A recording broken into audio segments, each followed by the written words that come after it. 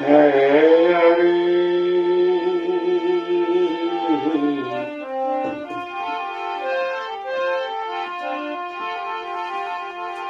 બોલે શ્રી મણિરામ મહારાજ કી જય, શ્રી રાંત મહારાજ કી જય, શ્રી ઉકારામ મહારાજ કી જય, રામદાસ બાપુની જય, શ્રી મગનરામ મહારાજ કી જય, પધારેલા હરિ ગુરુ સંત કી.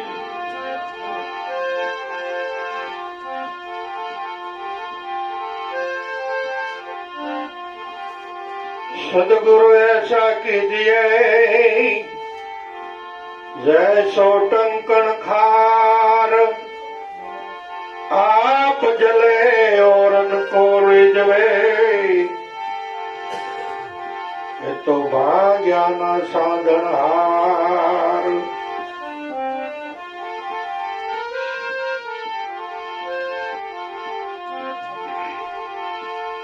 गुरु बिन ज्ञान उपजे नहीं, गुरु बिन ज्ञान उपजे नहीं, गुरु बिन मिटे न भेद, गुरु बिना संशय न टळे, भलवा तो चारो एक.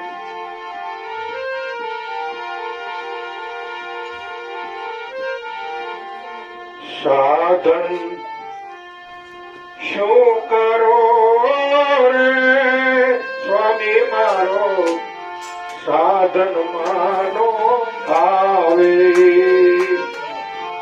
સાધન શું કરો રે સ્વામી મારો, સાધન માનો આવે.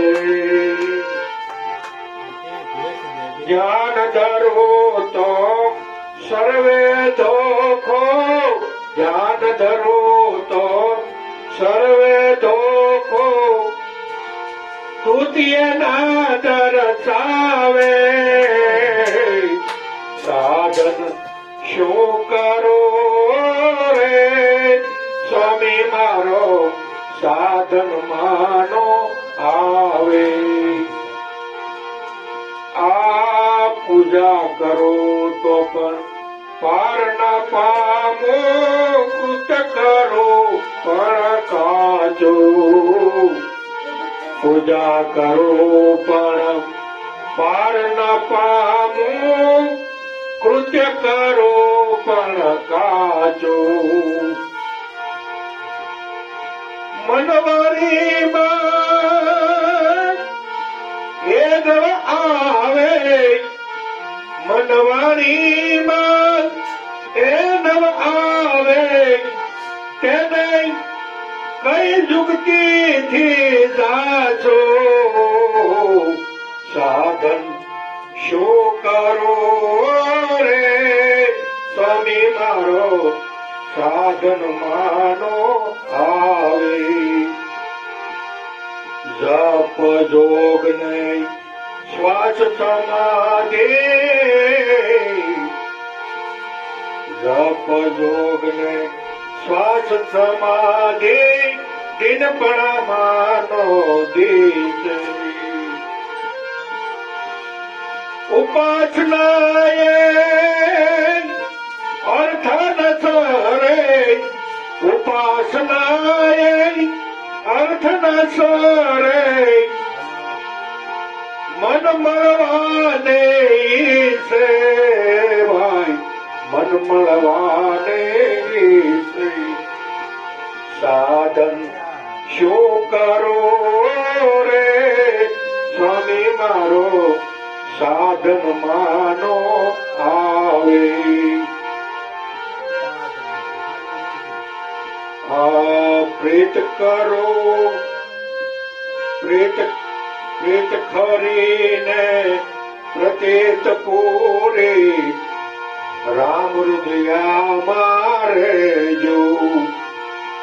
પ્રેત ખરીને પ્રતેત પૂરે, રામ હૃદયા મારે જો. નિરત સદગુરુ સાચા નિરાત સદગુરુ સાચા માતા નામી નામ ચિર ગાજે નામી નામ ચિર ગાજે સાધન શું કરો રે સ્વામી મારો સાધન માનો હારી નિરાત મહારાજ સાધન શું કરું સ્વામી મારો સાધનમાં નો આવે જપ તપ તીરથ વ્રત ઉપાસના પછી નાવું ધોવું ઉપવાસ રહેવા આ કોઈ સાધનમાં ગમે તે જાત્રા કરો કે જતરાઈ જાઓ પણ સ્વામી સાધનમાં કોઈ સાધનમાં આવતો નથી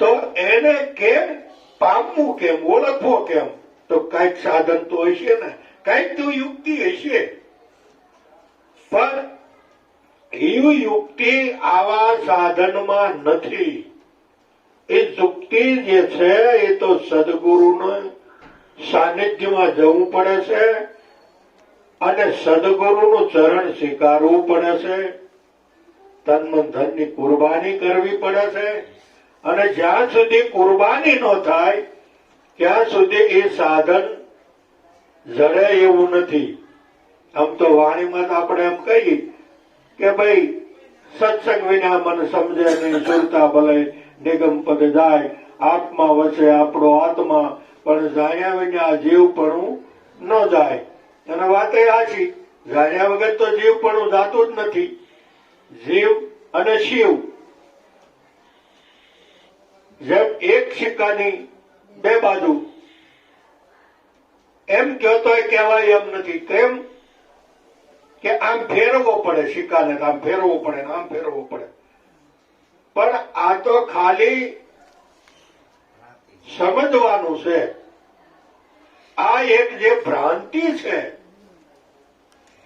કે હું જીવ છું અને મારાથી જુદો ઈશ્વર કઈક જુદો છે આ બે ભ્રાંતિ છે जीव नहीं ईश्वर नहीं नहीं माया लव लेश पारक दृष्टिए परखिए न्यारा गुरु जी का देश सदगुरु नो देश एवो छे અને જે સદગુરુ નો દેશ છે ને ત્યાંથી પરમ તત્વ પરમાત્મા જુદો નથી એક સદગુરુ ને એક પરમાત્મા બે કોઈ દી નો હોય અને છે પણ નહીં તો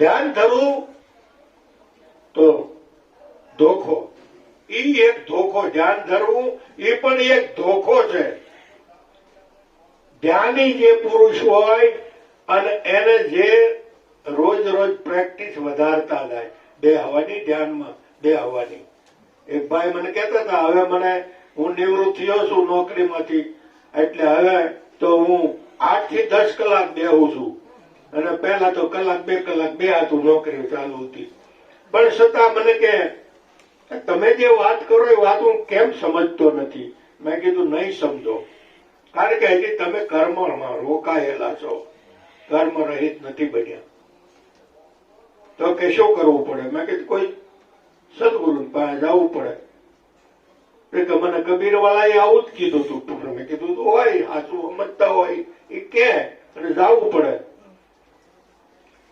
પણ બધા ખાલી પૂછવા ખાતર પૂછે છે હા આપણું હાથ તળિયું તો પાછું આવતા હોય ધ્યાન ધરવું તો સર્વે ધોખો દૂતી ન દર્શાવે આ બે પણ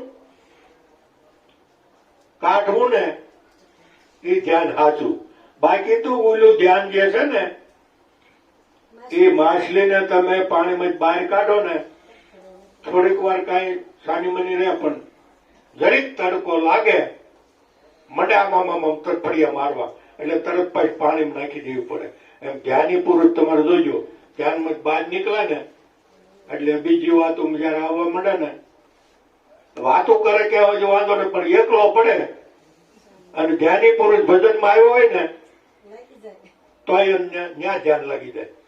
શબ્દમાં કથામાં આવે છે, હું જોઉં છું તો કથામાં તેને એને ધ્યાન ન્યા લાગી જાય.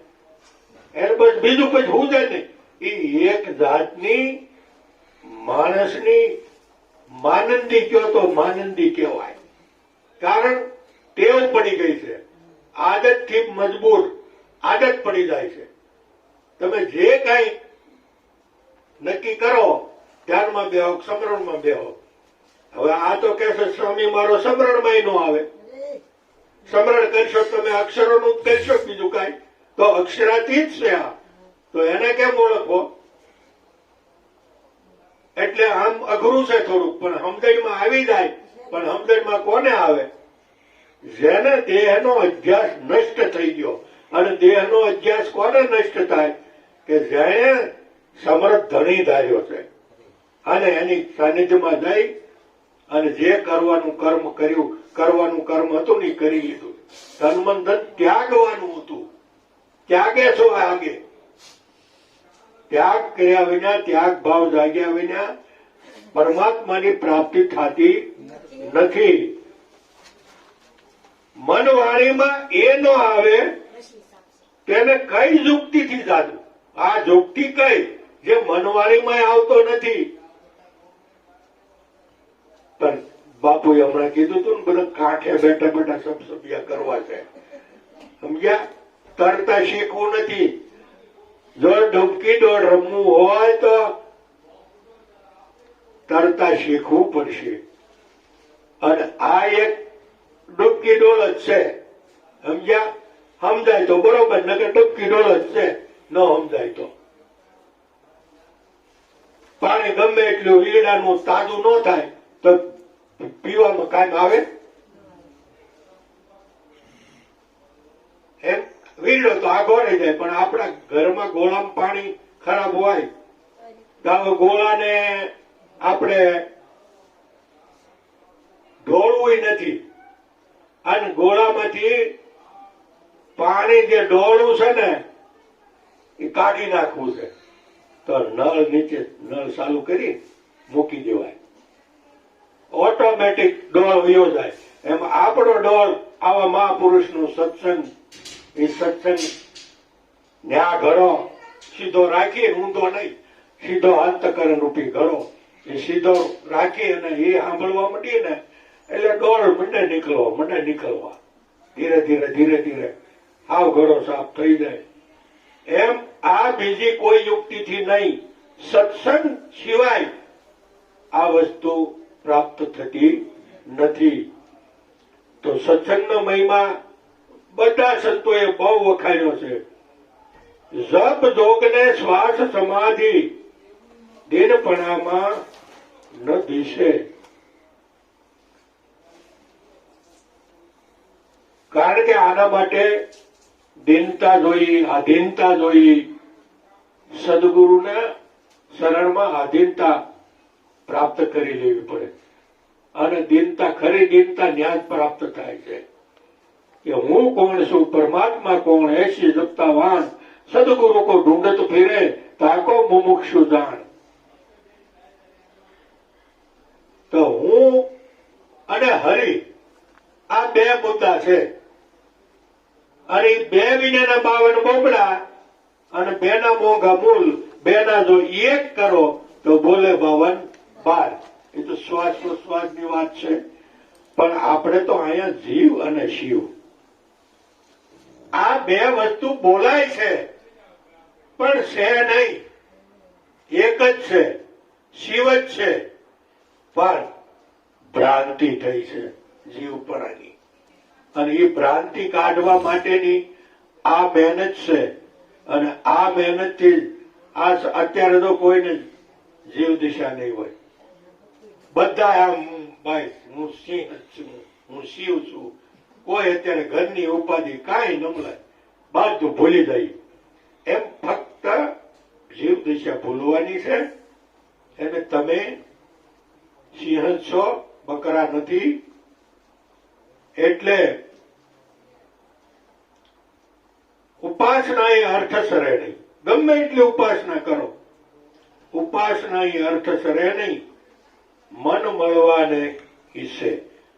હવે મન ને મળવું છે પરમાત્માને, ઈચ્છા ઘણી મનમાં છે, પણ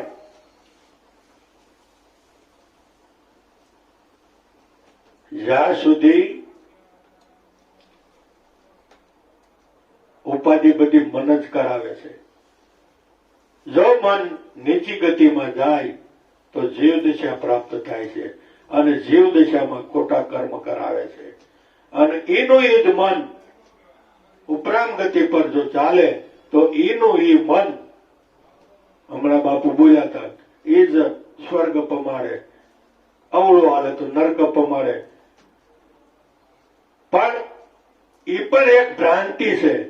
સ્વર્ગ નહીં, નર્ક નહીં, સ્વર્ગ નહીં, નર્ક નહીં, નહીં વૈકુંઠ વાસા.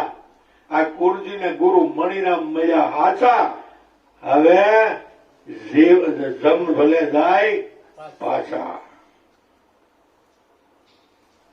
તો જેને જેને આવા સદગુરુ મળ્યા અને આવા સદગુરુના સાનિધ્યમાં જ્યાં સુધી સમર્પિત નહીં થાય, અને આપણે તો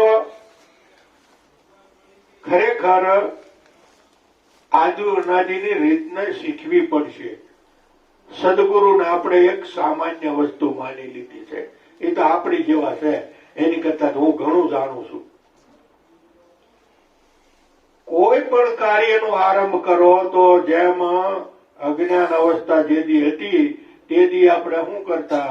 ગણપતિની સ્થાપના પહેલા કરતા. શું કરવા? કારણ કે આપણે એ સિવાય બીજો કોઈ નહોતો દેખાતો. ભાળતા જ નહોતા, પણ એક નામ આવડી ગયું હતું એટલે એને આપણે માનતા હતા. ભજનની શરૂઆતમાં આ તે બીજું ત્રીજું. પણ હવે તો ગુરુમુખી બન્યા. ગુરુમુખી બન્યા તો આખા ગામની જે બોલાવશે, જે પોતે પોતાના સદગુરુની બોલાવી જોઈએ. તો આદિ અનાદિથી સંતો એના ગુરુની જે બોલાવી અને પછી શરૂઆત કરે તો આપણે એ તો ભૂલી જાય છે, અને કોકના ગુણ ગાય છે, એટલે આપણને અનુભૂતિ નથી થતી. ભલે ગમે તેવો ગુરુ હોય, એક વખત ગુરુ ધારી લીધો એટલે વાત પૂરી થઈ ગઈ. પછી કોઈ પણ કાર્યમાં તમે ગુરુને આગળ રાખશો તો જ તમે સફળતા બનશો. હવે આપણે તો ગુરુની જાય નથી બોલાવી શકતા. હવે એમાં ન્યાય બીક લાગે, હારો મને કોઈ કઈક કહે તો. હવે એ કોઈ દી ભક્તો ન કરી શકે. ભક્તિ કરવી તો સમર્પણ થવું પડે. અને પહેલા જે ગુરુ છે ને એ પહેલા તમે એને નમન કરો, અને એને જ્યાં સુધી નહીં નમો ત્યાં સુધી કોઈને નહીં ગમો. પછી બધું છૂટી જાય. એ ક્યારે? જયારે તમારી મંજિલ આવશે ને પછી નિરાંત મહારાજે કીધું, દેહના ગુરુ તો સર્વને જાણવા, પણ મનનો ગુરુ છે ન્યારો. મનના ગુરુ મળ્યા વિના ભૂલ્યો ભમે જગ સારો. આ તો હજી મંજિલ નું આવ્યું હોય ને ત્યાં તો મને વાતું કરવા ગુરુ નથી ને શિષ્ય નથી, કોઈ નથી, લાગી જાય. હજી સ્થિરતા ન આવી હોય, જો એમાં સ્થિર થઈ ગયા હોય તો બોલતા હોય તો એનો પ્રકાશ પડે. પણ હજી તો માયામાં રાત દિવસ, હાય મારો છોકરો ખોવાઈ ગયો, હાય મારું આમ થઈ ગયું, હાય મારી છોડી વર્તી નથી, મારા છોકરાને લગ્ન કરવાના છે.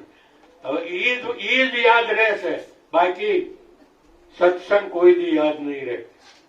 સત્સંગમાં યાદ રાખવો હોય તો એની ટેવ પાડવી પડશે, કારણ કે ટેવ વિના મેલ નહીં ખાય.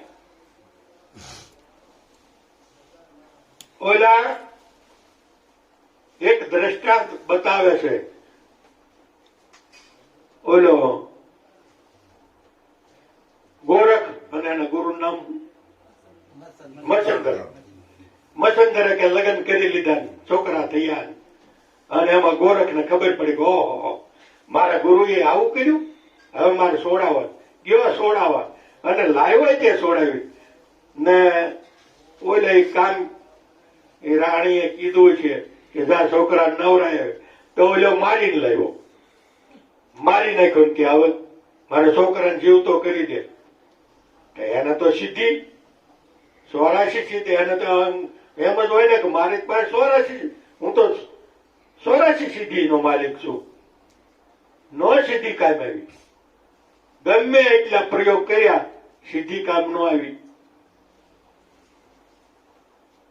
એના ગુરુએ કર્યા તોય સીધી કામ નો આવી. પેલા એના ગુરુએ કર્યા તો એને સીધી કામ નો આવી. પછી આનો વારો આવ્યો, એને કીધું કે એનું કઈ કામ નું આવ્યું. હનુમાનજી ઠેકડો મારીને પડ્યા, આવ્યા. ગોરખ ગુરુ એ ગુરુ હો. પછી ગુરુ મહારાજને પગે લાગી અને પછી કીધું તો ઉભો થયો. એમ ગુરુમુખી થયા પછી હરેક વાતની અંદર સીધા ગુરુને ટપીને ન હોય યાદ આવ. એના માથા પર પગ મૂકીને એ ન જવાય. ગુરુ પહેલા તમે તમારા ગુરુને જે બોલાવો અને પછી જે પ્રણાલિકા હોય એના પુરાતનો જે સંતો હોય એની એટલે પેશા જે બોલાવ્યું એ બોલાવાય. પણ આવું કહીને તો એમ કે હજી તો અમારે ગુરુ કર્મકાંડમાં છે કે હવે આવી વાતો કરે, જ્ઞાની થઈ જાય ને. એટલે મારા ગુરુ કરતા તો હું ઘણું જાણું છું, એટલે એમ કરીને ભજનમાં આવતા બંધ થઈ જાય. પણ બાપા એમ નથી, આ મેલ ખાય એવું ક્યાંય નો હાલી એમ કરવા જાય તો. એટલે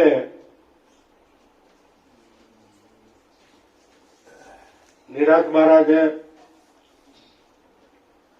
કડી શૈલી છે પણ વહી ગઈ. હા, પ્રીત કરું પ્રીત ખરી પ્રતીત પૂરી. રામ હૃદયામાં જેને હું બહાર ગોતતો તો એ મને મારા હૃદયમાં ઓળખાઈ ગયો, નક્કી થઈ ગયું મને આવડો આજ રામ છે. બોલે તે બીજો નથી ભીમો કે ભગવાન. ચાર તો ને શેઠે આંખ ભાળે નહીં. પ્રીત ખરીને પ્રતીત પૂરી.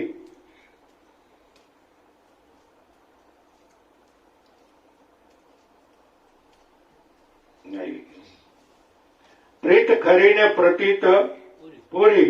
રામ હૃદયામાં રહેજો, નિરાંત સદગુરુ સાચા મળતા. સાચા સદગુરુ મળતા. નિરાંત મહારાજ એને કહે છે, નિરાંત સદગુરુ સાચા મળતા.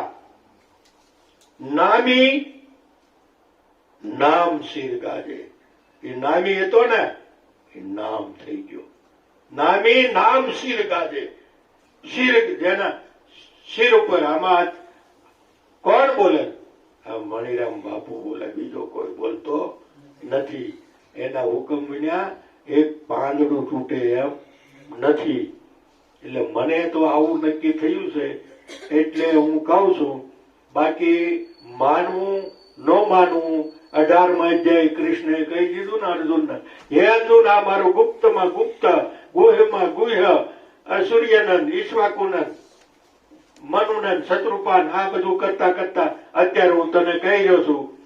માનવું ન માનવું એ તારી મરજીની વાત છે. માણસ બધા સ્વતંત્ર છે. માનવું હોય માનો, ન માનો કઈ નહીં. ઓર ને પોર, પોર ને પરાય.